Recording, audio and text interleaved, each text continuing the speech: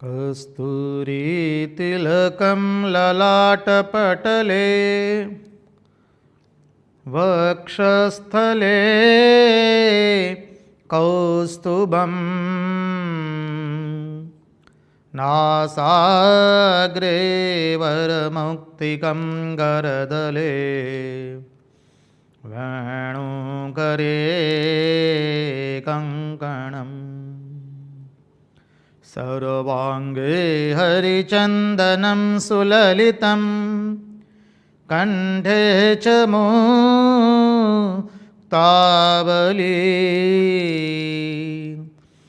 गोपस्त्री परिवेष्टितो विजयदे गोपालचूडामणिः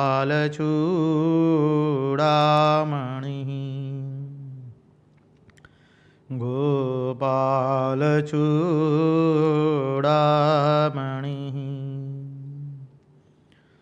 स्वस्ति श्री गणेशाय नमः। श्री सरस्वत्यै नमः।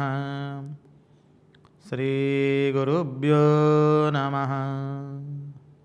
नारायणं नमस्कृत्यं नरं चैव नरोत्तमं देवीं सरस्वतीं व्यास ततो जयमुदीरयेत्। नमस्ते शारदे देवी सरस्वती मदीप्रदे वसत्वं मम जिह्वाग्रे सर्वविद्याप्रदा भव। सच्चिदानन्दरूपाय विश्वोत्पत्त्यादिहेतवे तापत्रयविनाशाय श्रीकृष्णाय वयं नमः। ॐ स्थापकाय च धर्मस्य सर्वधर्मस्वरूपिणे अवतारवरिष्ठाय रामकृष्णाय ते नमः। विश्वसर्गविसर्गादि नवलक्षणलक्षितं श्रीकृष्णाख्यं वरं धाम जगद्धाम नमामि तत्। मुगं करोति वाचालं पङ्गुं लङ्घयते गिरिं यत्कृपातमहं वन्दे परमानन्दमाधवम्। कृष्ण कन्हैया लाल की जय। भक्तवत्सल भगवान की जय। वृंदावन विहारी लाल की जय। भगवान श्री राम कृष्ण देव की जय। भागवत भगवान की जय। भागवत भक्त भगवान की जय। ओम नमो भगवते वासुदेवाय। नारायण नारायण नारायण नारायण।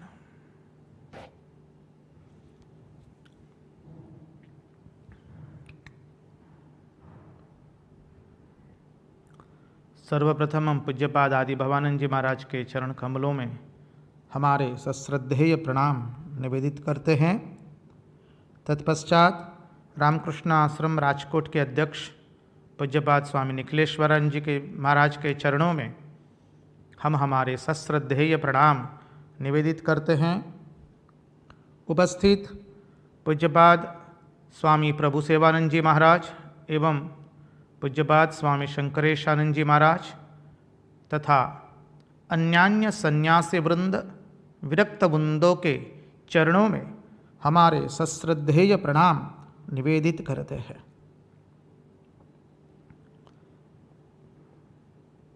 और इस दृश्य श्राव्य माध्यम से जो कोई इस भागवत रसामृत का पान कर रहा है उन सब के हृदय में निवासित उस अनंत अखंड अविनाशी परब्रह्म परमात्मा को मुहुर मुहुर वंदन करके आइए आज इस भागवत भगीरथी में हम अवगाहन करें।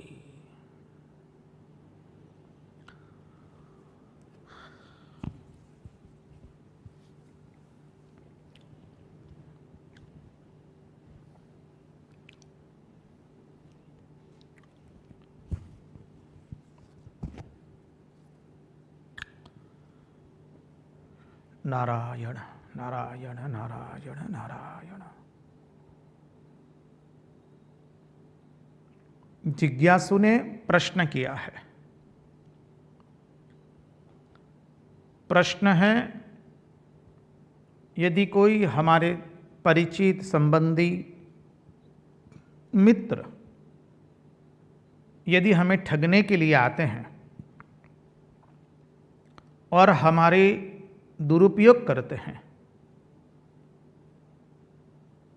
हमारे पास जो है वो लूटने के लिए, वो ठगने के लिए आते हैं, तो क्या हमें इसका किस तरह से उत्तर देना चाहिए, क्या करना चाहिए हमें? जहाँ तक हमें प्रश्न समझ में आया है, प्रश्न सुंदर है और ये सभी भक्तजनों के हृदय में यह प्रश्न उपस्थित होता है। और विशेष करके जब हम इस सिद्धांत को देखते हैं कि सब कुछ भगवान का स्वरूप है, ये प्रश्न का उद्भव भी शायद वहीं से, उसी सिद्धांत से हुआ होगा कि जब सब कुछ भगवानमय है, खूनी के खंजर में भी वही है, प्रिया के चुंबनों में भी वही है, वन में योगी होकर रहने वाला भी वही है, और जग में भोगी होकर भोग करने वाला भी वही है। तो जब कोई हमें ठगने के लिए आता है, कोई हमारा दुरुपयोग करना चाहता है, तो हम उसका प्रतिकार कैसे करें, ये हमारी एक समस्या बन जाती है। प्रश्न आपका पूर्णतः सत्य है। इसके उत्तर में देखिए ये अलग अलग सोपानों से उसका उत्तर होता है। अब हम जो है, हम लोग तो अभी परमार्थ की यात्रा के अंदर में कहते ना, छोटे बालक की माफिक पापा डगली चल रहे हैं। अभी तो चलना भी नहीं आ रहा है, हमको सिखाया जा रहा है, हम पुनः पुनः गिर जाते हैं। हमारे अहंकार का पूर्ण रूप से राहित्य हुआ नहीं है। हमारा अहंकार जो है वो पूर्ण रूप से विद्यमान है।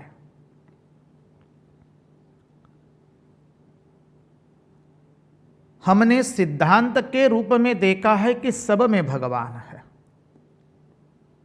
सिद्धांत से देखा है, उसकी अनुभूति हुई नहीं है। हम उस अवस्था पर खड़े हैं, हमने सिद्धांत को सुना है, उसकी अनुभूति नहीं हुई है, और अनुभूति करके व्यवहार भी नहीं हुआ है। उदाहरण के रूप में कहे तो दूध को देखा है, वो अलग चीज है। दूध को पीकर रिष्ट पुष्ट होना, वो भी एक अलग चीज है। और दूध के बारे में सुनना, वो एक अलग चीज है। तो अभी हम जो है दूध के बारे में सुन रहे हैं, दूध ऐसा ऐसा है। अब दूध देखा भी नहीं है और पीना तो दूर की बात रह गई है।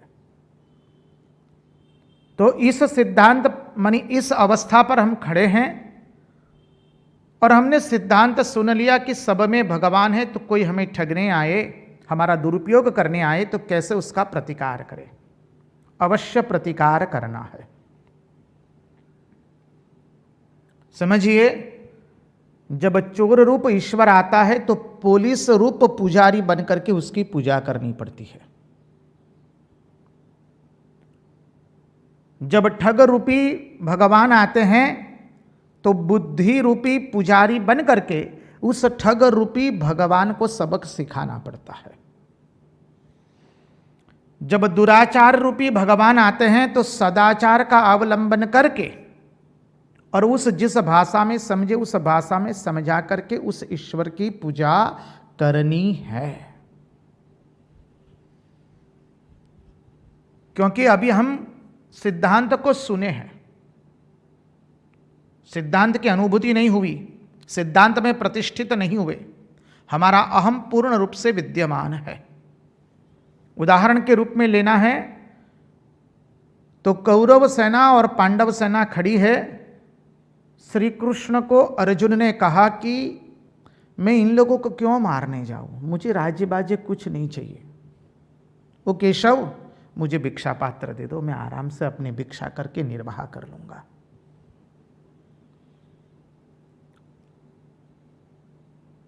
श्री कृष्ण को फिर प्रथम अध्याय में वो अनेकों कारण दे रहे हैं युद्ध न करने के। देखिए, हम तो भारतीय संस्कृति में, आर्य संस्कृति में, सनातन धर्म की संस्कृति में पले पोषे हैं, इसलिए हमको ये समझना बहुत आसान हो जाता है कि श्री कृष्ण पूर्ण रूप से सही है।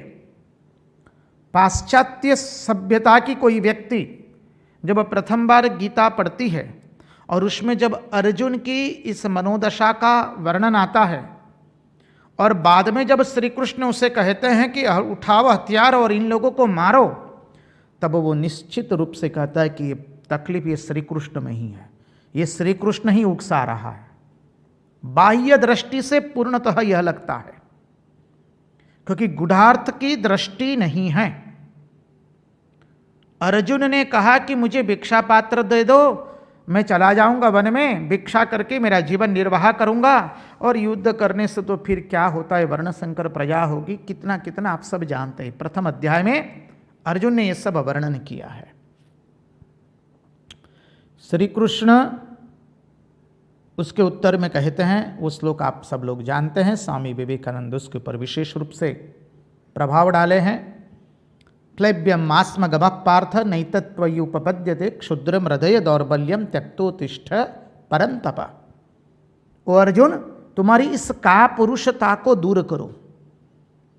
भगवान ने उसको कापुरुष कहा है, एक तरह से गाली है। ओ अर्जुन, तुम्हारी इस कापुरुषता को दूर करो, उठाओ हथियार और तुम्हारे शत्रुओं का नाश करो।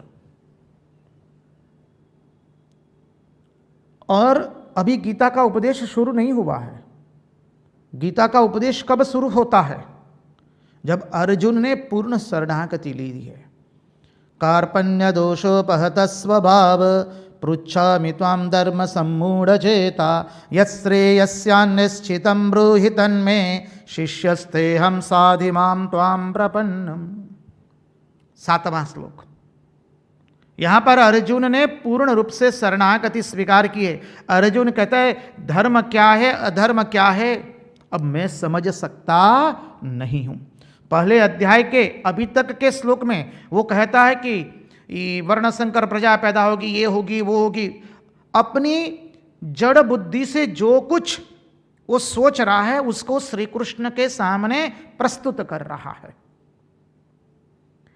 जब श्री कृष्ण के उपदेशों को अभी सुना शुरू भी नहीं हुआ है, भगवान ने उपदेश देना शुरू नहीं किया है, अभी तो उसको एक जागतिक स्तर पर के उसको मानी उकसा रहे हैं और कह रहे कि तुम कापुरुषता को त्यागो, क्षत्रिय हो तुम, उठाओ हथियार और शत्रुओं का विनाश करो।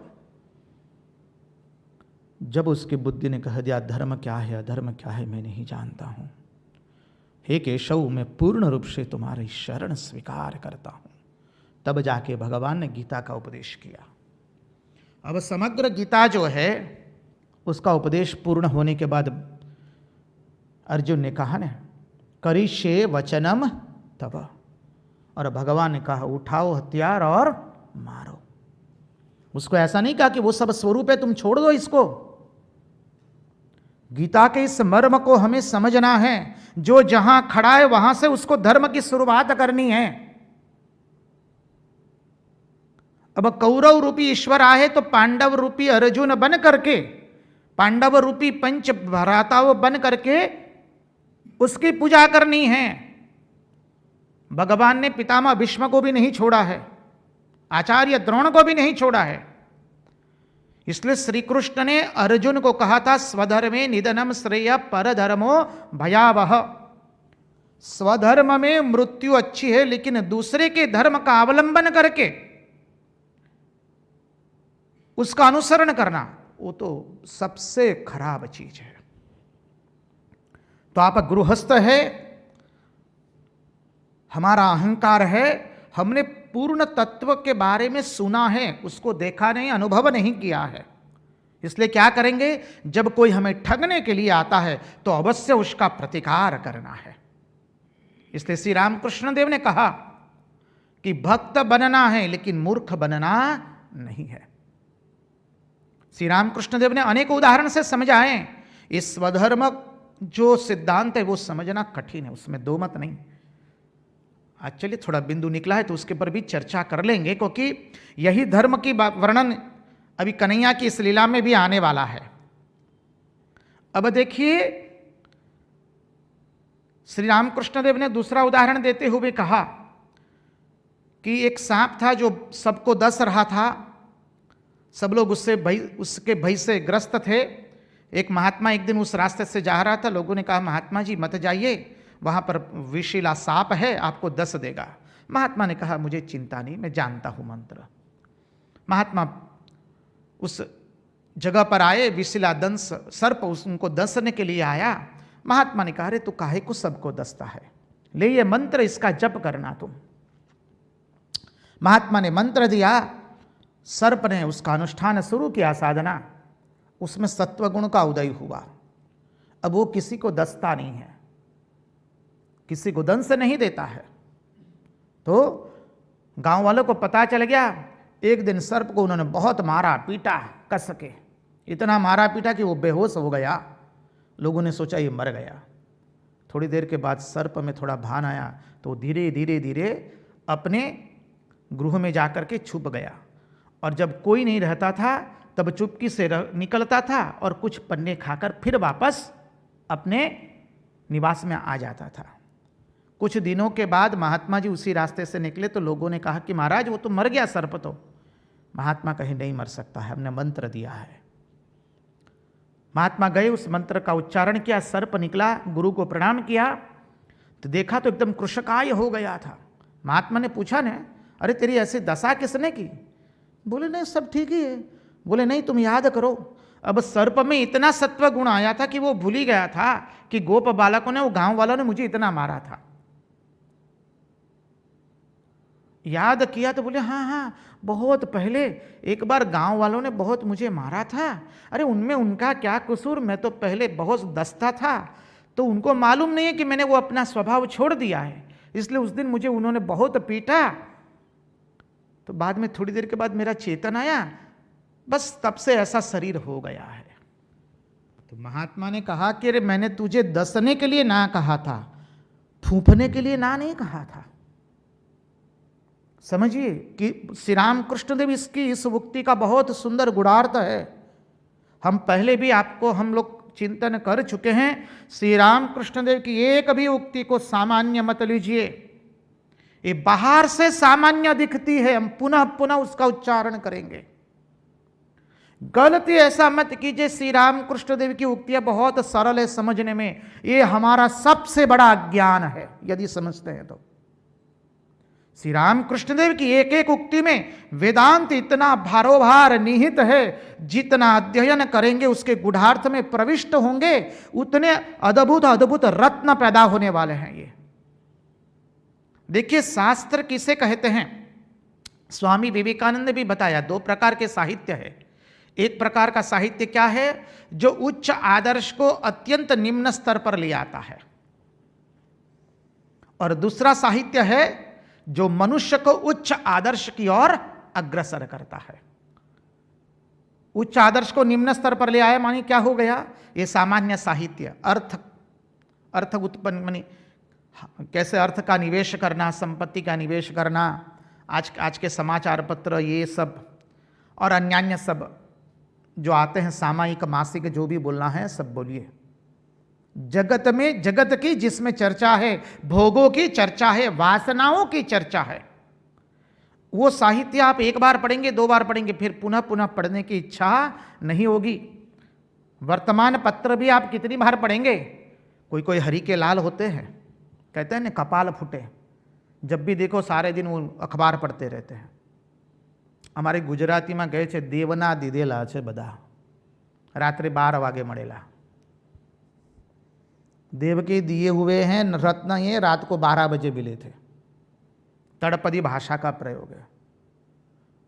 जो बुद्धिमान है वो समाचार पत्र 5 मिनट 10 मिनट यदि आवश्यकता है तो, इससे अधिक समाचार पत्र पढ़ने की कोई आवश्यकता भी नहीं होती है। और साधक उपासक जब भक्ति मार्ग में, साधन मार्ग में प्रवृत्त होता है तो उसके प्रति उसका आकर्षण अपने आप छूट जाता है, उसको पढ़ने की इच्छा नहीं होगी उसके अंदर में।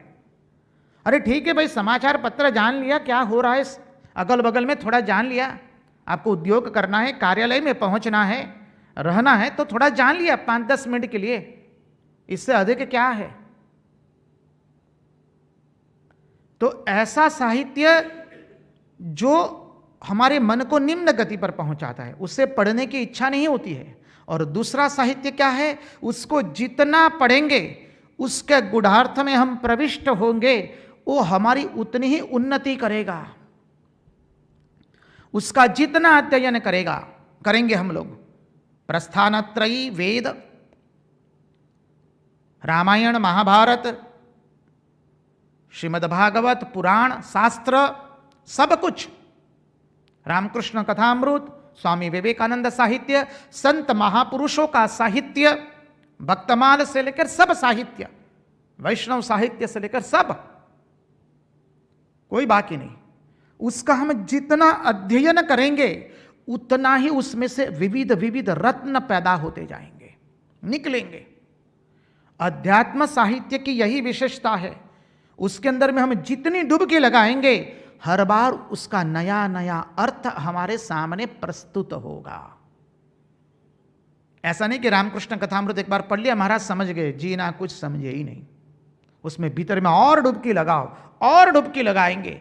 जितनी हमारी समझने की पात्रता बढ़ेगी उतने ही ये सब शास्त्रों की गूढ़ता और बढ़ती जाती है। शास्त्र हमें धीरे धीरे अंतस्थल में ले जाता है। इसलिए कहा शास्त्र अध्ययन, शास्त्र अध्ययन, शास्त्र अध्ययन। वेदो नित्यम अधीयताम, भगवान आद्य शंकराचार्य इसलिए पुनः पुनः इस उक्ति पर जोर देते हैं। देखिए, श्री रामकृष्ण देव ने शास्त्र पढ़े नहीं, लेकिन श्री रामकृष्ण देव स्वयं बोले, अरे मैंने बहुत सुना है। इसलिए श्री रामकृष्ण देव की एक एक उक्ति शास्त्र सम्मत है, अवतार है। एक भी पांव बेताल नहीं पड़ा है, एक भी परंपरा श्री रामकृष्ण देव ने तोड़ी नहीं है। अवतार कुछ तोड़ने नहीं आता है, जोड़ने के लिए आता है। जो तोड़े वो अवतार नहीं है, उसका अवतारत्व खत्म हो गया, शास्त्र से प्रतिपादित नहीं होगा वो। इसलिए श्री रामकृष्ण देव कोई परंपरा नहीं तोड़ते हैं।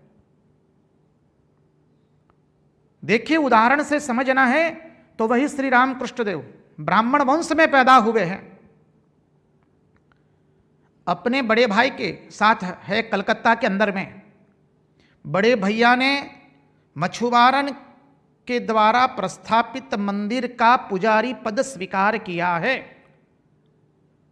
अपने घर की परंपरा से विरुद्ध गए हैं। आचारनिष्ठ ब्राह्मण है, सामान्य ब्राह्मण नहीं है। श्री रामकृष्ण देव की इस जीवनी का गहनतापूर्वक अभ्यास करना है।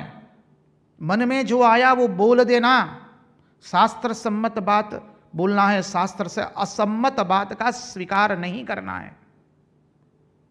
श्री रामकृष्ण देव को पसंद नहीं आया है। जब काली मंदिर की प्रतिष्ठा हुई, श्री रामकृष्ण देव काली मंदिर की प्रतिष्ठा का प्रसाद स्वीकार करते नहीं है। बालक है, 2 आने की मूड़ी खरीदी है, गंगा जी में डुबोया है और खाया है। एक भी ताल बेताल नहीं पड़ा है। आचार प्रथमो धर्म। इसलिए भगवान आद्य शंकराचार्य कहते हैं, शास्त्र कहता है आचार प्रथमो धर्म। आचार विचार प्रथम धर्म है। आचार विचार का पालन नहीं करेंगे, मुंह में वेदांत की 2-4 बातें सुन ली, बस हम वेदांती हो गए। अरे धूल पड़ी, ना इधर के रहे ना इधर के रहे, ना घर का ना घाट का रहा व्यक्ति। इसलिए वेदांत की 2-4 बातें मुंह में आ जाने से हम वेदांती हो गए। हमको आचार विचार का कोई पालन नहीं करना है। वो शक्य नहीं है। और वही श्री रामकृष्ण देव, देखिए आचारनिष्ठ ब्राह्मण है, उनके पिताजी भी आचारनिष्ठ ब्राह्मण है। वही श्री रामकृष्ण देव साधना काल में शूद्र के वहां जाकर उसका शौचालय अपने केशों से साफ करते, बालों से, ब्राह्मणत्व का अहंकार दूर करने के लिए। देखिए श्री अवतार ने एक एक पद्धति बताई है। और तत्पश्चात साधना क्रम पूर्ण हुआ। श्री रामकृष्ण देव अब ब्राह्मण के हाथ का नहीं खाते थे, परंपरा तोड़ी नहीं है। और वही श्री रामकृष्ण देव पंचवटी में बैठे हैं। एक व्यक्ति उनको पूछ रहा है, अरे आप ब्राह्मण हैं महाशय, आपकी यज्ञोपवीत कहां गई? श्री रामकृष्ण देव ने क्या कहा, अरे एक तूफान आया, कहां पर उड़ा करके कहां सब उड़ा करके ले गया, कुछ पता नहीं है। समझिए श्री रामकृष्ण देव समझा रहे हैं, आचार का पालन करना, यहां से धर्म शुरुआत होता है। आचारः प्रथमो धर्म, इसमें तनिक भी अचूक मानी गलत न हो जाए हमारे स्टेप। और आचार का पालन करते करते साधक जब अग्रसर होता है साधना में, तो वो आचार विचार अपने आप चले जाते हैं, उसका त्याग सामने से नहीं करना पड़ता है। श्री रामकृष्ण देव रामकृष्ण कथामृत में समझाते हैं। इसलिए क्या कहते हैं, जब घाव होता है तो उसके ऊपर जो चमड़ी लग जाती है, वो चमड़ी यदि सूखी नहीं है और उसको निकाल दिया जाए तो क्या हो जाता है, अरे बाप रे, पस हो गया उसमें, वो ठीक होने की जगह ज्यादा खराब होता है।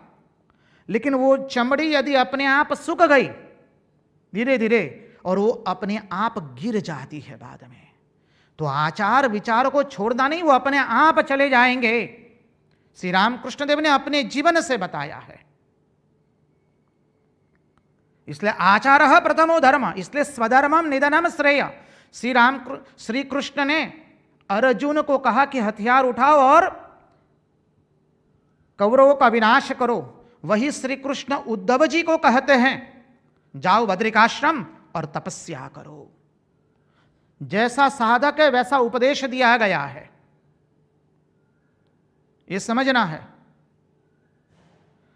तो ये स्वधर्म जो है, स्वधर्म यहां से शुरू होता है। मैं गृहस्थ हूं, मेरे में अभी अहंकार है, जो मुझे ठगने के लिए आते हैं मैं उनको पहले क्षति भी ना करूं, लेकिन वो ठगने आ रहे तो मैं फुफाड़ा तो मुझे रखना है।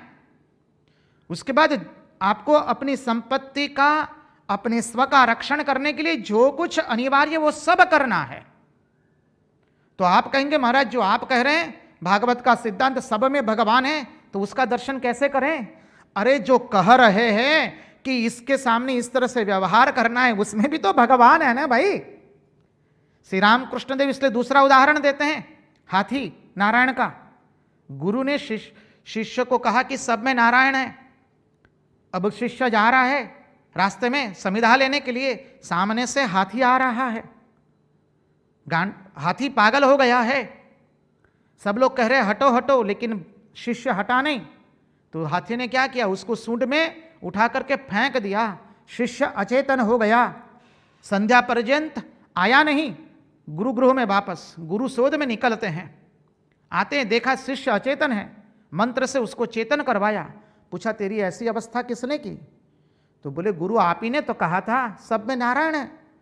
तो पागल हाथी आ रहा था, मैंने कहा ये तो नारायण है, मुझे क्यों हटने का?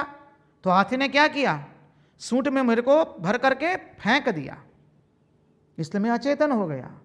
तो गुरु ने कहा अरे मूर्ख, लेकिन जो महावत ऊपर बैठा था उसमें भी तो नारायण थे ना, वो महावत तो कह रहे थे अरे हटो हटो, तो उसका क्यों नहीं सुना साथ साथ में? ये समझिए सिद्धांत। एक साथ दो दो बहुत बड़े बड़े सिद्धांत आ गए उत्तर के अंदर में, क्योंकि दोनों एक दूसरे से संलग्न है, इसलिए हमको बताना पड़ा। शास्त्र क्या है, आचार विचार क्या है और स्वधर्म क्या है, ये तीनों कॉन्सेप्ट, ये तीनों सिद्धांत एक साथ आए हैं। समझने में कहीं आपको गड़बड़ी ना हो जाए। इसलिए जब तक हमको इसकी अनुभूति ना हो कि सब में ईश्वर का दर्शन न करे, तब तक जो हमें नुकसान करने के लिए आ रहे उसका हमें प्रतिकार करना है। अब देखिए तंतु चला है तो चलने दीजिए, हमें इसको पूर्ण करना पड़ेगा, नहीं तो हमें स्वयं को इसकी मानी तृप्ति नहीं होगी।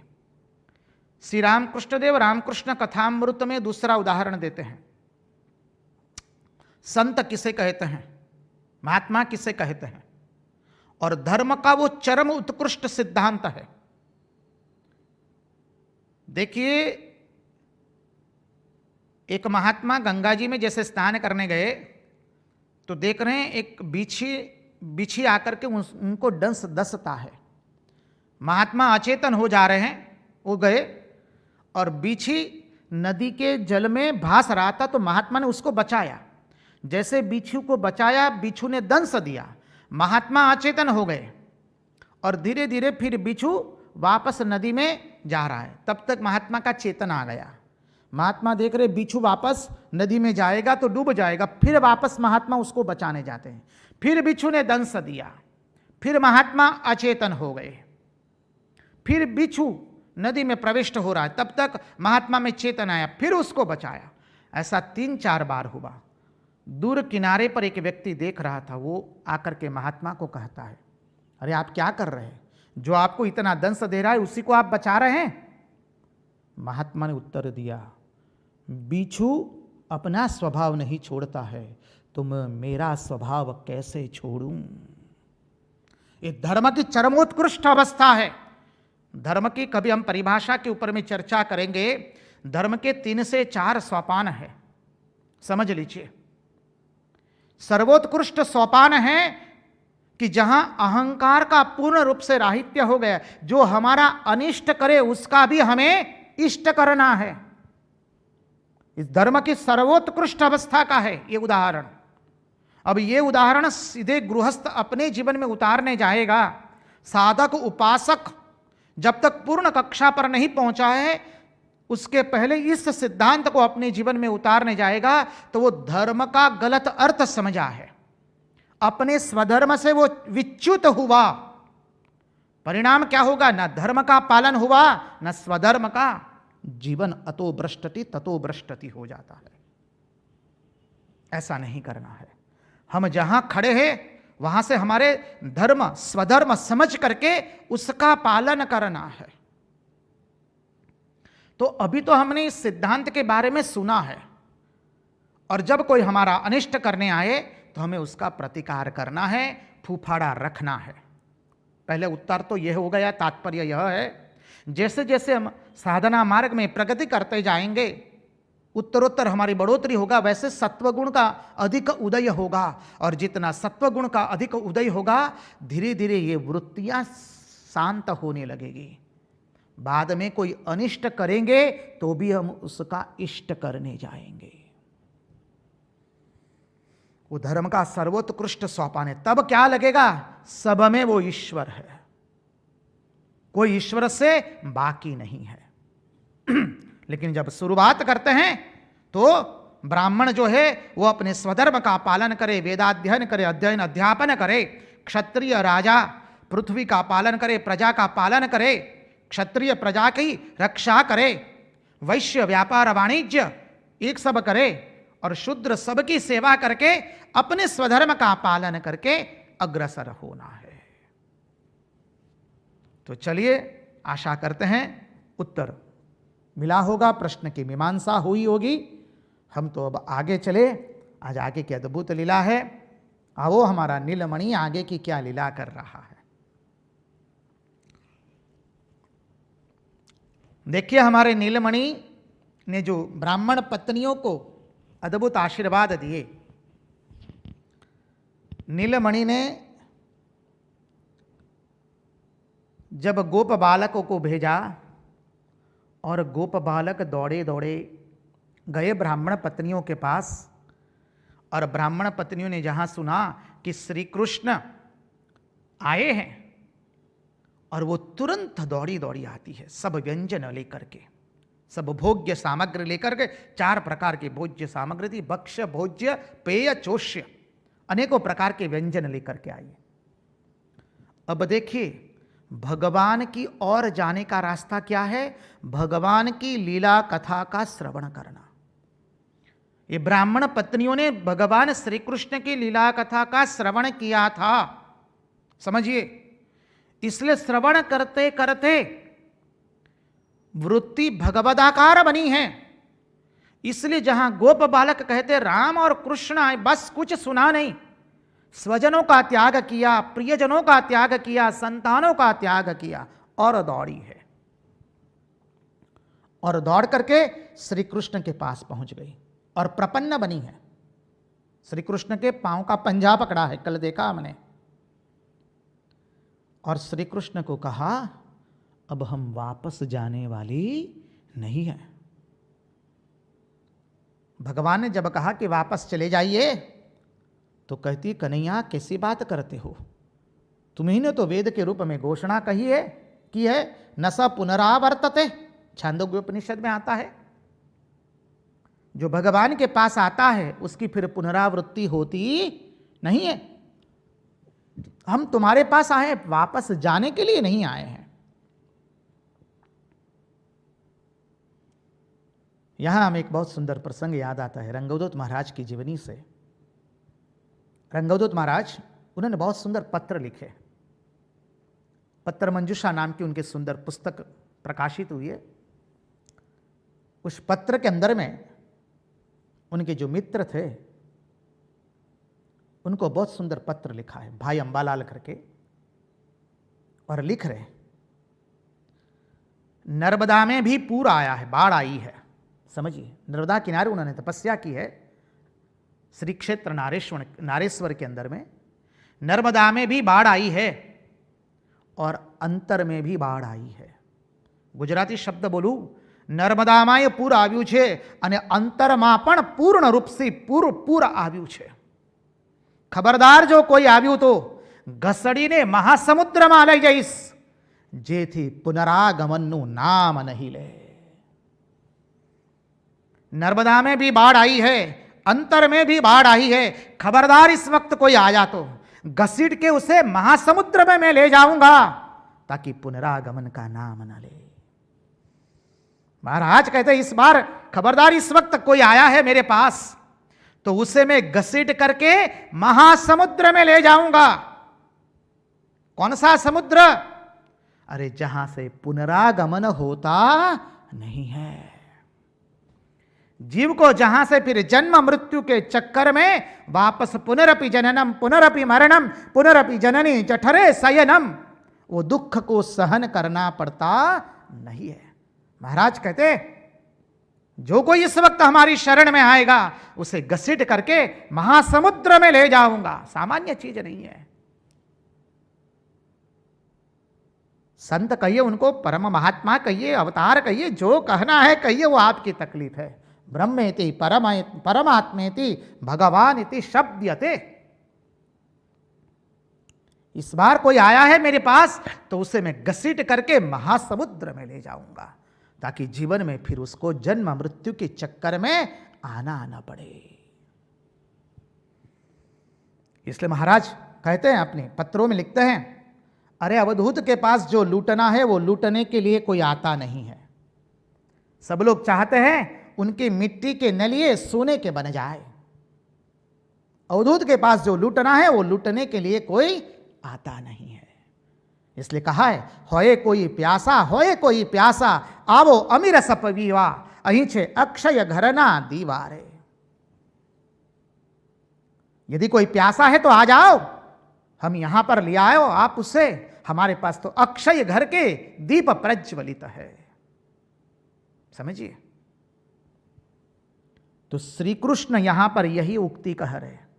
अब भगवान देखते हैं कि ब्राह्मण पत्नियों में सूक्ष्म अहंकार रह गया, इसलिए कहा ना, अरे अब हम वापस जाएंगी, समझिए, वापस जाएंगी तो हमारे पति, हमारे पुत्र, हमारे स्वजन हमारा स्वीकार नहीं करेंगे। अभी भी जगत की थोड़ी परवाह है।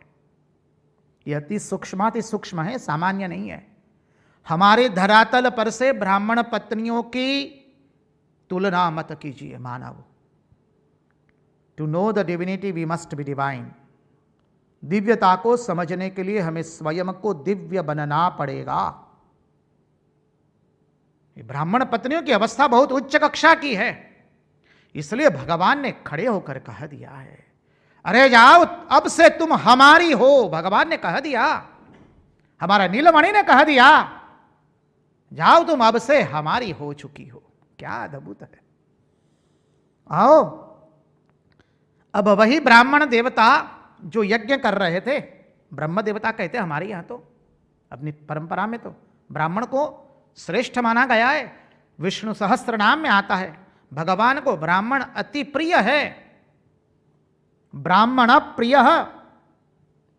अब उस भूदेव, उस ब्राह्मण लोग यज्ञ जब कर रहे हैं, समझिए हाथ से यज्ञ कर रहे हैं, हाथ के देवता है इंद्र, और उस ब्राह्मणों ने कुछ नहीं दिया।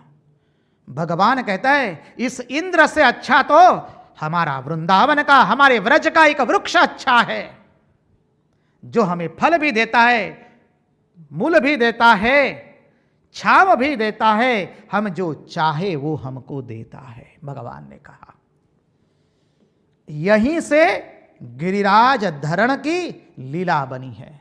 यहीं से भगवान ने निश्चय किया, अब इंद्र का अहंकार मुझे उतारना है। समझिए, प्रसंग आता है, भाई पूजा किसकी?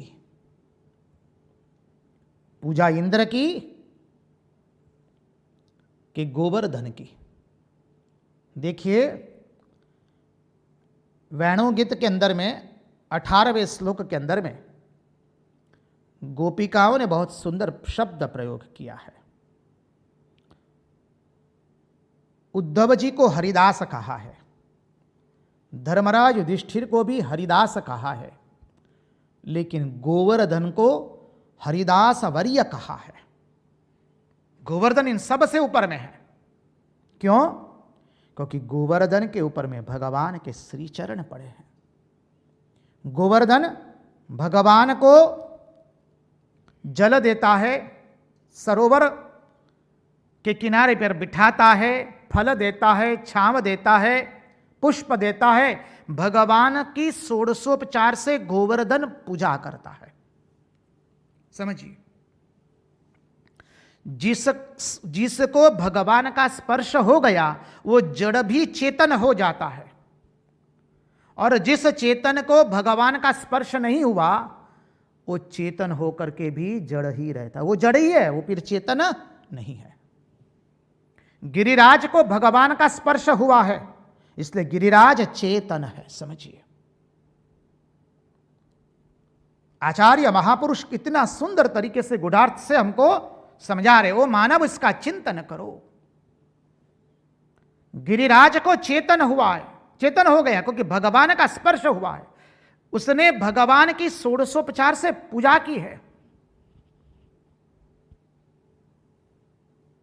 समझिए, अब पूजा किसकी बोले?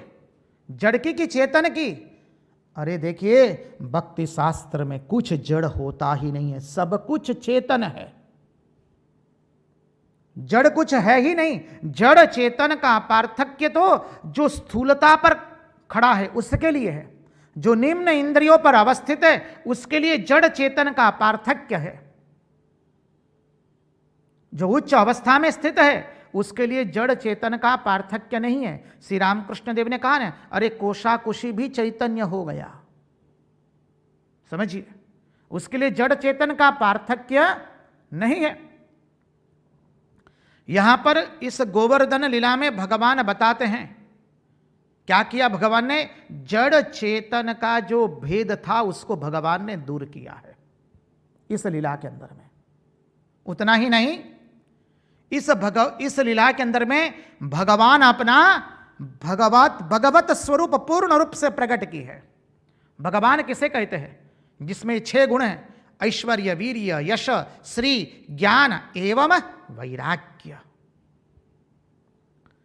इस गोवर्धन लीला में, अरे इसको सामान्य लीला नहीं तो अद्भुत लीला है। इसके ऊपर तो महाचिंतन हो सकता है। ये कोई सामान्य लीला नहीं है भगवान की। भगवान ने कह दिया कि मैं ही जड़ हूं, मैं ही चेतन हूं, और जब मैं ही जड़ चेतन हूं तो कहीं पर भी आप मेरी पूजा कर लो, सब कुछ चेतन है, कुछ जड़ है ही नहीं। भक्ति शास्त्र के अंदर में दो ही चीजों की पूजा की जाती है, एक भगवान की और दूसरी है भक्त की। समझिए, बाकी किसी की पूजा की जाती नहीं है। भगवान ने इस लीला से प्रतिपादित किया, कर दिया, भक्त की पूजा श्रेष्ठ है। समझ लीजिए, भक्त की पूजा श्रेष्ठ है। ध्यान से श्रवण करें, ये सब सूक्ष्म सिद्धांत है। भक्त की पूजा श्रेष्ठ है, कनिष्ठ है यज्ञ यागादि की पूजा। समझिए, और सबसे कनिष्ठ सरल भाषा में बोल दे तो निरर्थक है देवताओं की पूजा। ये तीन उपासना का क्रम भगवान ने बताया है।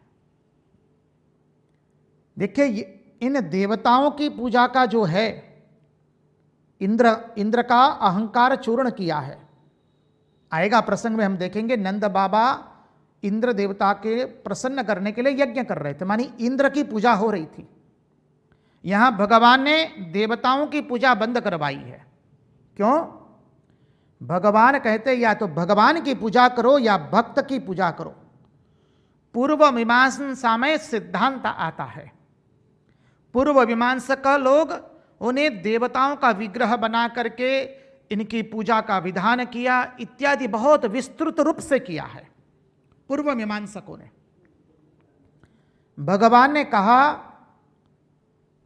कि जिनको कर्मकांड करके मृत्यु के पश्चात भी भोगों को ही भुगतना है, स्वर्ग आदि भोगों को भुगतना है, उनके लिए वो सब यज्ञ याग आदि है, देवताओं की पूजा। लेकिन जिनका उद्देश्य मुझे प्राप्त करना है, अरे उतना ही नहीं, भगवान तो कह देते हैं, अरे मेरे भक्त यदि भोग भी प्राप्त करना चाहते हैं तो मेरी भजना करो, जो मेरी भजना करेगा उसे भोग भी मिलेंगे और मैं भी प्राप्त होऊंगा। भगवान ने एक अनुपम सिद्धांत प्रकट किया है इस गोवर्धन लीला से। इसलिए भगवान गीता के अंदर में 7वें अध्याय के अंदर में साफ शब्दों में भगवान ने कहा है, 7वें अध्याय में कहते हैं, कामैस्तैस्तैर हतज्ञाना प्रपद्यन्त इह देवताः ते ते नियममास्थाय प्रकृत्या नियताः स्वया। भगवान कहते हैं कामैस्तैस्तैर हतज्ञाना, जिन लोगों का विवेक नष्ट हो गया है, समझिए, जिन लोगों का विवेक नष्ट हो गया है, जिनको भोग ही जीवन में चाहिए, जिनको मृत्यु को उपरांत स्वर्ग आदि का सुख भुगतना है, वो उन देवताओं की पूजा करते रहते हैं। भगवान ने गीता के अंदर में 7वें अध्याय तो मोक्ष अध्याय, एक तरह से ज्ञान का अध्याय है, अद्भुत। उसके अंदर में भगवान ने यह प्रतिपादित किया है कि जिनका विवेक नष्ट हो गया है, जिनको काम ही चाहिए, मानी कामनाओं की पूर्ति करने के लिए सब कुछ कर रहे हैं, ऐसे लोग कर्मकांड करके देवताओं की पूजा करते हैं। भगवान ने 4 श्लोक लिए हैं, 1-2 श्लोक में देवताओं की पूजा क्यों नहीं करनी चाहिए, कौन करते हैं, वो समझाने के लिए भगवान विस्तृत रूप से गीता में 7वें अध्याय में समझाते हैं। 20, 21, 22, 23 मेरे ख्याल से ये श्लोक है 7वें अध्याय का, 20वां, 21वां, 22वां एवं 23वां।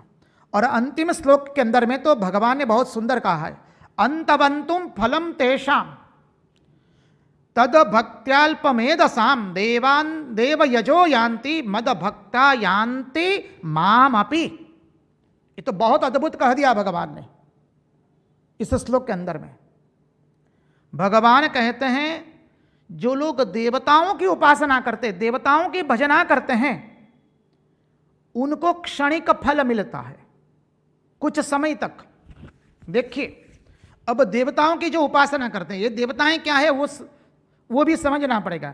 देवताओं की उपासना करके जो फल मिलने वाला है वो क्षणिक मिलता है। देवताएं केवल भोग प्रदान कर सकते, जिसके पास जो है वो वही देगा, और जो भोग देंगे, जो फल रूपी भोग रूपी फल देंगे, वो भी क्षणिक होगा। जब उस देवता का हास हो जाएगा, वो कर्म खत्म हो गया, बाद में सब कुछ शून्य।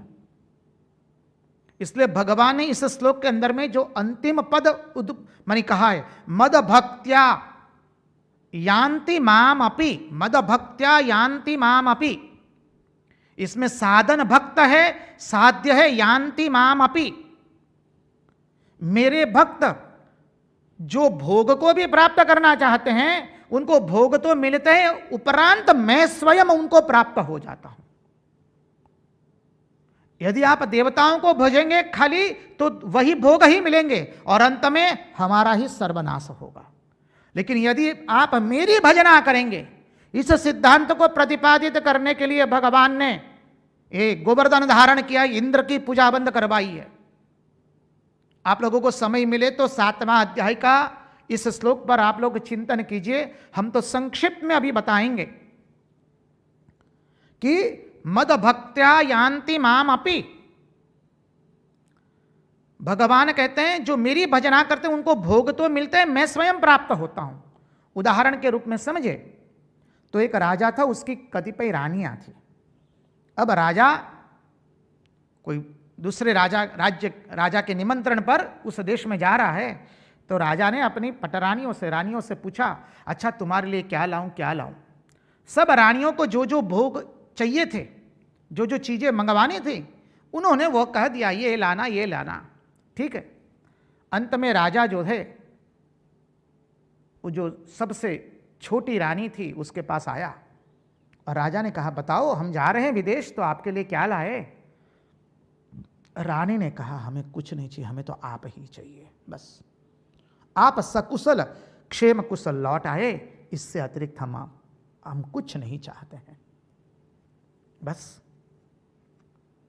अब क्या हुआ, राजा गए विदेश, वहां से जो जो रानियों ने जो जो चीजें मंगवाई थी, वो उन्होंने 2-2 गुना करके ले ली। जब वापस आए अपने राज्य में, लौटे पुनः, तो जिन रानी ने जो जो चीजें मांगी थी, उन रानी को वो चीजें दे दी उन्होंने। और अंत में सबसे जो छोटी रानी थी उसके पास गए, उसके पास वो सब चीजें ले गए, क्योंकि 2-2 मंगवाई थी, वो सब चीजें लेकर के गए। और सब रानियां कहती, ठीक है चीज तो लाए आप, अब आप भी तो हमारे पास आइए। राजा ने कहा, जी ना, अब मैं आपके पास नहीं आऊंगा, आपने तो हमें मांगा नहीं है, आपने तो चीजें मांगी, तो चीजें आपको मिल गई। रानी ने तो हमको चाहा है, छोटी रानी ने, इसलिए हम छोटी रानी के पास ही जाएंगे। और छोटी रानी को राजा तो मिला ही, वो भोग तो मिला ही, और राजा भी उसको मिल गया, बस। यही सिद्धांत है। भगवान कहते हैं केवल देवताओं की भजना करेंगे तो वही भोग देंगे, और वो सब भोग नहीं दे सकते। जिस देवता के पास जो जो मानी क्षणिक भोग होते हैं, वही वो प्रदान करेंगे। इस श्री कृष्ण का अद्भुत क्रांतिकारी कदम है इंद्र की पूजा बंद करवाना। उसको तत्व ज्ञान से देखना है, भक्ति मार्ग से देखना है, उपासक मार्ग से भी देखना है, सब मार्ग से उसको देखना है। और ये यज्ञ यागादि जो बताया हमने कि वो पूर्व मीमांसकों ने शुरू किया है, उत्तर मीमांसकों में तो कहीं यज्ञ यागादि का बात ही नहीं आता है। तो पूजा किसकी? भगवान की और भगवान के भक्त की।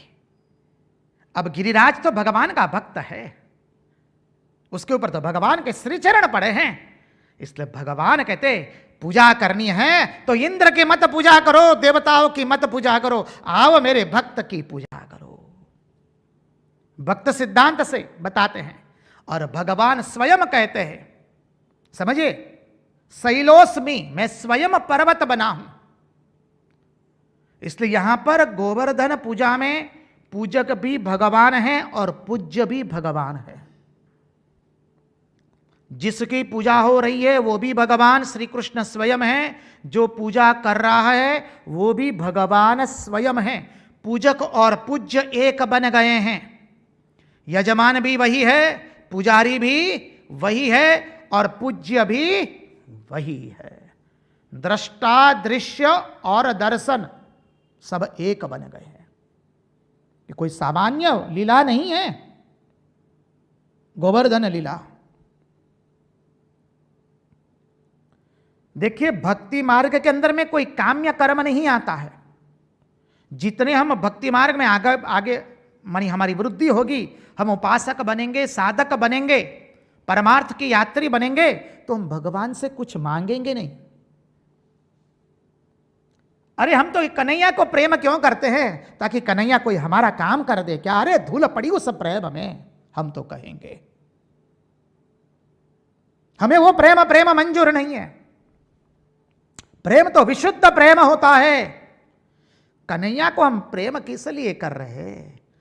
अरे हो, हम प्रेम इसलिए कर रहे हैं कि वो हमें अच्छा लगता है, हमारा प्रेम ही है, इसलिए हम प्रेम कर रहे हैं। उससे कुछ मांगने के लिए प्रेम नहीं कर रहे। इसलिए देखिए, व्रजवासी लोग कभी कन्हैया की कभी कसम नहीं खाते हैं, समझ लीजिए। क्यों? क्योंकि कन्हैया को तो सब देना है, कन्हैया से कुछ लेना नहीं है। प्रेम के भाव को समझना पड़ेगा। कन्हैया को तो देना है, कन्हैया से कुछ लेना नहीं है, हमें कतई लेना नहीं है। अरे जो भगवान से प्रेम करके कुछ मांगे, अरे वो तो व्यापार करने बैठा है।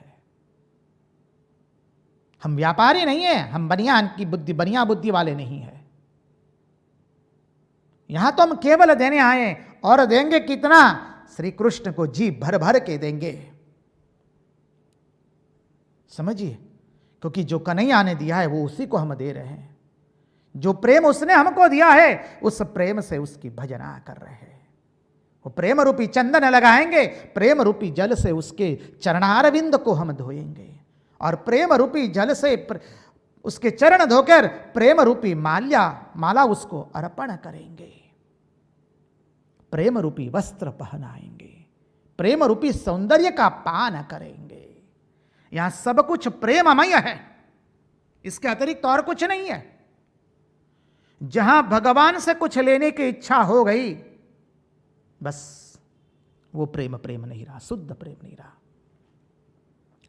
कई बार हमने लोगों के मुंह से सुना, अरे महाराज हमारा तो भगवान ने ये काम ही नहीं किया, तब से तो हमने भगवान को मानना ही बंद कर दिया है।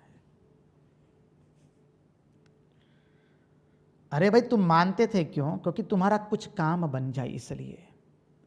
देखिए, जगत में हमारे जो संबंध है वो कुछ कारणवश होते हैं। हमारा यदि आप में से किसी के साथ संबंध हुआ तो कारण यदि है उसमें, तो बोले मुझे आपसे कुछ मिलेगा, पद मिलेगा, प्रतिष्ठा मिलेगी, ख्याति मिलेगी, विख्याति मिलेगी, प्रशंसा मिलेगी। अरे मेरे अहंकार को आप थोड़ा उकसाएंगे, गुदगुदी होगी, स्वयं की प्रशंसा सुनूंगा, तो ये हेतु बना मेरे आपके साथ संबंध में। जब वह हेतु पूर्ण हो जाता है तो संबंध भी खत्म हो जाता है। जगत में अधिकांश संबंध इसी को लेकर के है। सत्य सुनने की आदत रखनी पड़ेगी। शास्त्र, आचार्य, भगवान किसी की शर्म रखते नहीं है। हमारा जगत में जिस किसी के साथ संबंध है, स्वार्थ के कारण है, समझिए। श्री रामकृष्ण देव अपने शिष्यों के प्रति कहते हैं, अरे मैं जानता हूं आप लोगों में उतनी भी ताकत नहीं है कि मेरे लिए 2 आने की चटाई आप ला दे, फिर भी आप लोगों को मैं इतना प्रेम क्यों करता हूं? क्योंकि आपके मन पर अभी संसार की छाप नहीं, मुहर नहीं लगी है। आपका मन कामिनी कांचन में प्रवृत्त नहीं हुआ है। इसलिए स्वामी विवेकानंद कहते हैं, अरे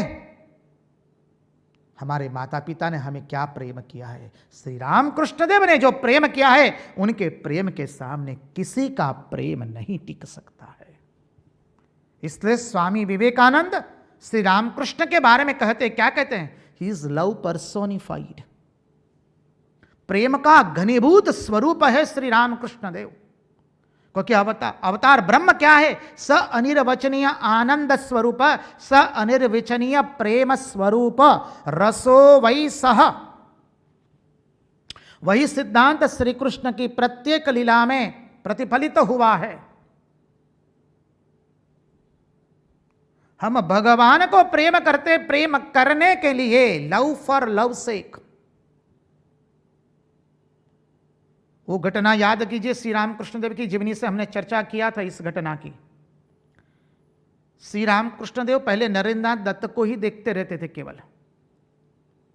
अरे जब उनके कमरे में अन्य भक्त लोग बैठे हैं, नरेंद्रनाथ दत्त प्रविष्ट हुए, तो अन्य भक्तों की ओर ताकना भी बंद कर देते थे, केवल नरेंद्रनाथ दत्त की ओर ताकते रहते थे और उसी के साथ बातचीत करते रहते थे और किसी के साथ नहीं। जब नरेंद्रनाथ दत्त कहते अरे तनिक उनकी ओर भी तो देखिए, तब जाके दूसरी की ओर देखते थे। वही नरेंद्रनाथ दत्त को श्री रामकृष्ण देव कसौटी की मानी धार पर चढ़ाते हैं। नरेंद्रनाथ दत्त से बात करना तो दूर, उसकी ओर देखना तक बंद कर दिया श्री रामकृष्ण देव ने। एक दिन नहीं, दिन पर दिन। कुछ दिनों के बाद श्री रामकृष्ण देव नरेंद्रनाथ दत्त से पूछते हैं, अरे क्या रे, तेरे साथ बात करना तो दूर रहा, मैं तो तेरी ओर ताकता तक नहीं हूं, फिर भी तो क्यों इतना आता है। तब नरेंद्रनाथ दत्त ने क्या कहा, अरे महाशय, आप मुझसे बात करें या मेरे साथ मेरी ओर ताके इसलिए थोड़ी ना मैं आपके पास आता हूं, मैं तो आपको प्रेम करता हूं इसलिए आपके पास आता हूं। जैसा गुरु वैसा शिष्य, निस्वार्थ प्रेम है, ये सामान्य सिद्धांत नहीं है। तत्वार्थ की चिंतन और भी करना है। महाराज से एक विनती करेंगे कि थोड़ा एक छोटा सा भजन गा ले।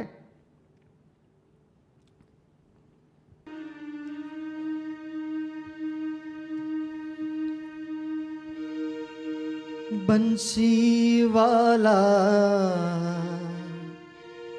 ओ बंसी वाला, आजो मारे देश।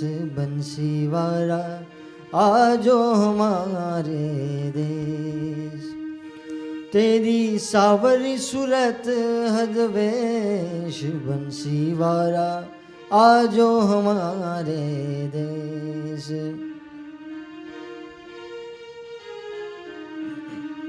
आवन आवन कही गयो ने, कर गयो कोलने को। आवन आवन कही गयो, कर गयो कोलने। गिनता गिनता घिस गई मारी हो, गिनता गिनता घिस गई मारी उंगलियों की रेख रेख रे। बंसी वाला आजो हमारे देश।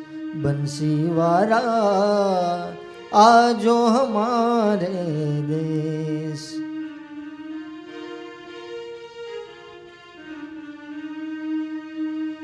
एक बन ढूंढी सब बन ढूंढी, ढूंढ्यो में सारो देश। एक बन ढूंढी सब बन ढूंढी, ढूंढ्यो है सारो देश। तोरे कारण जोगन होऊंगी,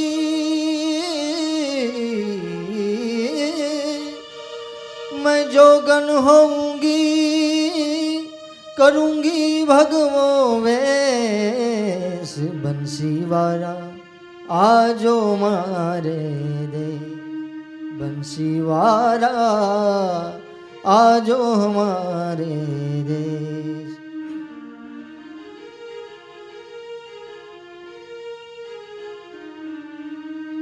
मोर मुकुट सिर छत्र बिराजे, घूंघर वाला केश।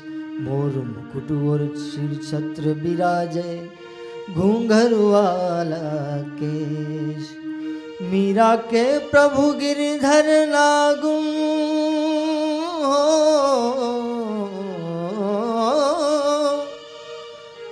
मीरा के प्रभु गिरधर नागर आजो एणी वेश बंसीवारा आजो मारे देश बंसीवारा आजो मारे देश ओ बंसीवारा आजो मारे देश।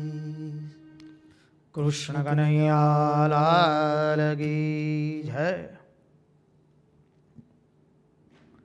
आइए तो गोवर्धन लीला में प्रवेश करें। गोवर्धन लीला, गो अर्थात इंद्रियां, गो अर्थात भक्ति, गो अर्थात ज्ञान। ज्ञान एवं भक्ति का वर्धन करने वाली जो लीला है उसका नाम है गोवर्धन लीला।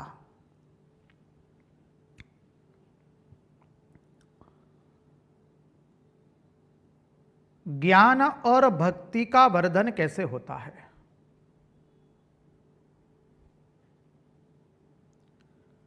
तो देखिए, इंद्रियों को विषयों में ले जाने से, इंद्रियों के द्वारा विषयों का भोग करने से इंद्रियों का हास होता है और मनुष्य का मन दुख, अशांत एवं कलुषित होता है। ज्ञान और भक्ति यदि बढ़ानी है तो मनुष्य को भगवान नाम स्मरण करना पड़ेगा, भगवान की लीला कथा का श्रवण करना पड़ेगा और बीच बीच में एकांत का सेवन। ज्ञान और भक्ति कैसे बढ़े? तो आचार्य सिद्धांत समझाते हुए कहते हैं, आइए वही श्री रामकृष्ण कथामृत में जो प्रथम प्रश्न किया गया है, महाशय ईश्वर में मन कैसे लगे। क्या अद्भुत उत्तर है। हमने तो आप लोगों को पहले कहा है, हम व्यक्तिगत रूप से मानते कथामृत की यहीं पर शुरुआत हुई है और इसी में सभी प्रश्नों का उत्तर है। बाकी तो सब इस प्रश्न की भिन्न भिन्न प्रकार से मीमांसा की गई है। तो महाशय ईश्वर में मन कैसे लगे? बोले ईश्वर के नाम गुण संकीर्तन करना चाहिए, ईश्वर के भक्त साधु के पास बार बार जाना चाहिए और देखो बोले संसार में रात दिन रहने से ईश्वर में मन लगता नहीं है, इसलिए बीच बीच में एकांत सेवन करना चाहिए। ये एकांत सेवन अत्यंत मुख्य है हम सभी के लिए। हमारे जीवन में जितना एकांत आवेगा उतने हम अंतर्मुखी बनेंगे। एकांत, जहां सभी का अंत उस एक में होता है उसको कहते एकांत। सभी का अंत उस एक में हुआ तो सभी का अंत उस एक, वो एक कौन है? परब्रह्म, परमात्मा। एकांत का अर्थ थोड़ा और देखने का प्रयास करें तो साल में कुछ समय ऐसा हमें अवश्य निकालना चाहिए जहां से हम इस प्रवृत्तिमय जीवन से थोड़ा हट करके निवृत्ति परायण जीवन जिए। 5 दिन के लिए, 10 दिन के लिए, 15 दिन के लिए, जिसकी जितनी सुविधा हो। तीर्थ, इसलिए तीर्थ में जाते हैं, तीर्थ यात्रा करते हैं। अब तीर्थ में जाकर के वहीं पर भी वही चर्चा, वही संसार की चर्चा, वही वासना की चर्चा, वही जगत की चर्चा कि ये तीर्थों में बहुत गंदगी है। अब ये तीर्थ जो है यहाँ पर तो लोग लूटते हैं, व्यापारी लोग इतना व्यापार करते हैं, पंडे लोग लूटते हैं, पूजा के नाम पर लूट चल रही है। देखिए ये सब देखना नहीं है, हम गए हैं तीर्थ में, तीर्थ का पूर्ण रूप से लाभ उठाने के लिए। ये सब भगवान की माया है। भक्त की दृष्टि को समझना पड़ेगा। भगवान अपने आप को भुला करके रखना चाहते हैं, इसलिए तीर्थ में जब जाते हैं गंदगी को देखते हैं, लगते हैं कि सब लोग व्यापार कर रहे हैं, पंडा लोग लूट रहे हैं, जैसे दाम, जो चीज़ों के दाम होते वो अनेक होते हैं, कोई व्यवस्था नहीं होती है, सब जगह ये होता है गंदगी, अव्यवस्था। और जो लोग वहाँ पर रहते उन्हीं लोगों में श्रद्धा नहीं देखते हैं। तो लोग कहते हैं महाराज हमारा तो तीर्थों पर से विश्वास ही चला गया है। जब व्यक्ति स्थूल दृष्टि से देखता है तो ये बात सत्य है, लेकिन हमें याद रखना है हम क्या उद्देश्य लेकर के वहां गए हैं। हमारा उद्देश्य क्या है? तीर्थ में जाकर के तीर्थवास करके अपने मन को शांत करना। हम वहां पर क्या राजनीति हो रही है, क्या गंदगी है, क्या अव्यवस्था है, कौन लूट रहा है, कौन ये सब कुछ उल्टा पुल्टा काम कर रहा है, यहाँ के लोगों में ही श्रद्धा नहीं है, वो सब देखने गए नहीं हैं।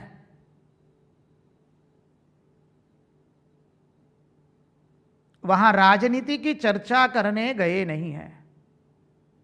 मनुष्य को जब अपने उद्देश्य का भान नहीं रहता है तब मनुष्य ये सब चीजों में पड़ जाता है, और जब मनुष्य ये सब चीजों में पड़ गया तो वो असली माल खो के आता है। बोले जैसे गए थे वैसे के वैसे ही वापस आए। हमारे साथ बस भी गई थी, ट्रेन भी गई थी, हवाई जहाज भी गया था, हवाई जहाज भी वापस आया, बस भी वापस आई, ट्रेन भी वापस आई। जो टूरिस्ट गाइड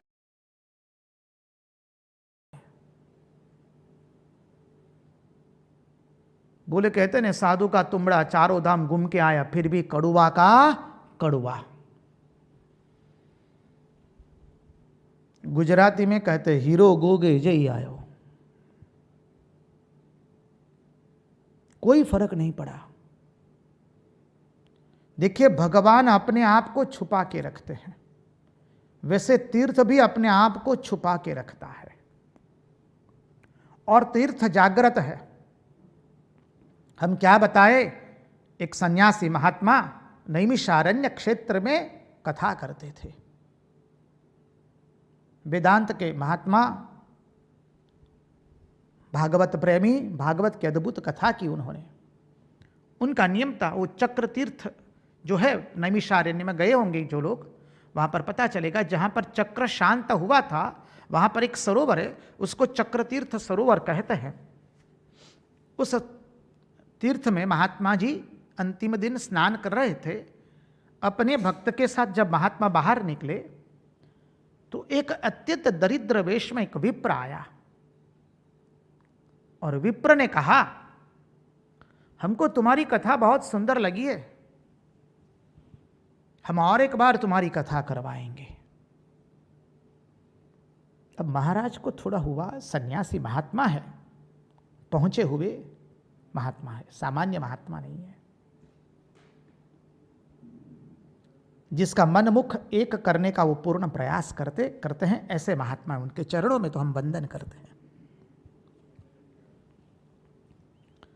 उस महात्मा को हुआ कि ये विप्र इतना दरिद्र, वो क्या मेरी कथा करवा सकेगा, क्योंकि भागवत की कथा करवाना कुछ तो अर्थ लगता है, उसमें कुछ तो आयोजन करना पड़ता है, ये बेचारा कैसे करवाएगा। ठीक है, महात्मा के मन में विचार आया, पूर्ण हो गया। महात्मा जी रात्रि में शयन कर रहे थे, ब्रह्म मुहूर्त में स्वप्न आया, नैमिषारण्य तीर्थ क्षेत्र स्वयं प्रकट हुए और कहा देखो मैं ही वो उस विप्र के रूप में आया था, मुझे तुम्हारी भागवत कथा पसंद आई है, मैं पुनः तुम्हारी भागवत कथा इस क्षेत्र में करवाऊंगा। मैं नैमिषारण्य क्षेत्र हूं और वो मैं विप्र के रूप में आया था, समझिए। और वो महात्मा जी का पुनः नैमिषारण्य क्षेत्र में भागवत कथा होती है। अकिंचन सन्यासी है, तो समझिए कि तीर्थ जागृत है। तात्पर्य कहने का, जो इस तीर्थ में ये सब देखता नहीं है अधिभूत स्वरूप, और जो उस तीर्थ में से कुछ प्राप्त करने गया है उसी को वो मिलता है चीज। क्योंकि भगवान सबको अपनी भुवन मोहिनी माया में मुग्ध करना चाहते हैं। हम जो जाएंगे तीर्थ में, हम वहां पर वो फोटो खिंचवाएंगे, यहाँ फोटो खिंचवाएंगे, वहाँ फोटो खिंचवाएंगे, 1000 बार घर में फ़ोन करेंगे, हाँ हम तो यहाँ पर है, मजा लूट रहे, इत्यादि इत्यादि। और जैसे गए थे वैसे के वैसे वापस आ जाते हैं। We visit all holy places as a tourists. हम सब पवित्र तीर्थों के अंदर में जाते हैं एक मुसाफर के रूप में, यात्री के रूप में नहीं जाते हैं। तीर्थ में जाकर के साधन भजन करके तीर्थ का लाभ उठाने जाते नहीं हैं। इसलिए भागवत में कहा है कि उस तत्वज्ञान को प्राप्त करना है तो प्रथम शर्त क्या है? शुश्रूषो श्रद्धानश्च वासुदेव कथा रुचि स्यान्महत् सेवया विप्रा पुण्यतीर्थ निषेवणात्। पुण्य तीर्थों का सेवन करो। इसलिए श्री रामकृष्ण देव ने कहा कि एकांत में जाना चाहिए, बार बार एकांत में जाओ। साल में कुछ दिन ऐसे निकालो जहां हमें कोई पहचानता नहीं है, जहां हमें किसी को अपनी पहचान देनी नहीं है, ऐसी जगह जाना है जहां हमें कोई पहचानता नहीं है। हम वहां पहचान देने गए ही नहीं है। इसलिए जो परम भक्त होते, उपासक होते हैं, वो लोग कभी मंदिर में अपना परिचय नहीं देते। मंदिर जाएंगे हम लोग, जूते निकालते, उसका भी अर्थ है। जूते निकालना अर्थ क्या है? अहंकार को निकाल करके जाना है। बाद में हम भगवान के पास जाते, हमारा अपना परिचय देने वहां नहीं गए। श्री मंदिर में, श्री तीर्थ क्षेत्र में व्यक्ति अपना परिचय नहीं देता है, वहां तो केवल भगवान का ही परिचय होता है और किसी का परिचय नहीं होता है। तो कहते हैं ज्ञान और वैराग्य को वर्धन करने वाली ये लीला है, गोवर्धन। और ज्ञान और वैराग्य की वृद्धि कैसे होगी? बोले बीच बीच में एकांत का सेवन करो, निवृत्ति मार्ग का बीच बीच में अवलंबन करो। जब तक निवृत्ति मार्ग नहीं आएगा तब तक साधना आरंभ नहीं होती है। निवृत्ति मार्ग तो लाना ही पड़ेगा। प्रवृत्ति करते करते हमें निवृत्ति की ओर अग्रसर होना है। गो अर्थात इंद्रियां। इंद्रियां की वृद्धि कैसे होती है? भगवान नाम स्मरण करके। इंद्रियां विषय भोग करती है तो इंद्रियों का हास होता है। समझिए, इंद्रियां जब भगवान मुखी होती है तब उसकी वृद्धि होती है। इसलिए इंद्रियों की वृद्धि होती है भगवान नाम स्मरण से। देखिए, ये गोवर्धन लीला है। ये गोवर्धन लीला रास लीला का उपोदघात है। रास लीला वो अद्वैत का फल है, गोवर्धन लीला अद्वैत का सोपान है। जब रास लीला में पूजक और पूज्य एक बन गए तो अब अद्वैत का फल मिलने वाला है। और अद्वैत का फल क्या है? रास लीला। देखते देखते ही कार्तिक महीना आ गया। अब भगवान की उम्र 7 वर्ष की है। समझिए, भगवान की आयु 7 वर्ष की हुई है। कार्तिक महीना आया, शुक्ल पक्ष आया, प्रथमा आई। नंद बाबा पूरे ब्रज क्षेत्र के अंदर में सब लोग अपने घरों को सजाने लगे। गायों को सजाया, बैलों को सजाया, बछड़ों को सजाया। घरों पर सुंदर सुंदर तोरण लगाए गए, सुंदर रंग रोगान किए गए। श्री कृष्ण का नित्य क्रम है, उठ करके हर रोज मैया के पास जाते हैं, तत्पश्चात बाबा के पास जाते हैं। आज भगवान उठे, मैया ने श्रृंगार किया। भगवान देख रहे कि आज तो सब घरों को सजाया जा रहे हैं, सब लोग नए नए पोशाक पहन रहे हैं, वस्त्र परिधान कर रहे हैं, गायों को सजाया गया, बैलों को सजाया गया, सबको सजाया गया है। भगवान दौड़े दौड़े नंद बाबा के पास जाते, उनके चरणों में वंदन करके कहते, बाबा क्या बात है, क्यों आज कुछ उत्सव हो रहा है क्या, कुछ यज्ञ हो रहा है क्या बाबा, किस लिए यज्ञ कर रहे बाबा, उससे क्या फल मिलने वाला है, यज्ञ करने का उद्देश्य क्या है, और किस पद्धति से यज्ञ कर रहे हैं, और किसके लिए यज्ञ कर रहे हैं। देखिए समझिए, श्री कृष्ण है 7 वर्ष के, छोटा सा नन्हा सा मुंह है, बालक है, लेकिन बातें कर रहे हैं किसके जैसी, समझ लीजिए। यज्ञ क्यों कर रहे हैं, यज्ञ करने का उद्देश्य क्या है, इससे क्या फल मिलने वाला है, इस कर्मकांड किस पद्धति से किया जा रहा है।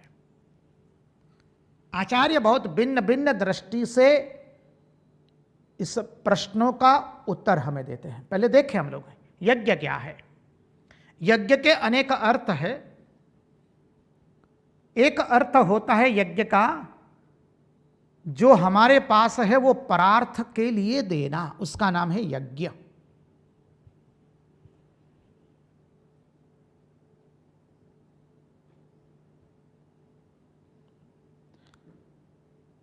शुक्ल यजुर्वेद के अंदर में ब्राह्मण लोग मंत्र पुष्पांजलि में उच्चारण करते हैं, यज्ञमयं तदेवास्तानि धर्माणि प्रथमान्यासन्न, शुक्ल यजुर्वेद से।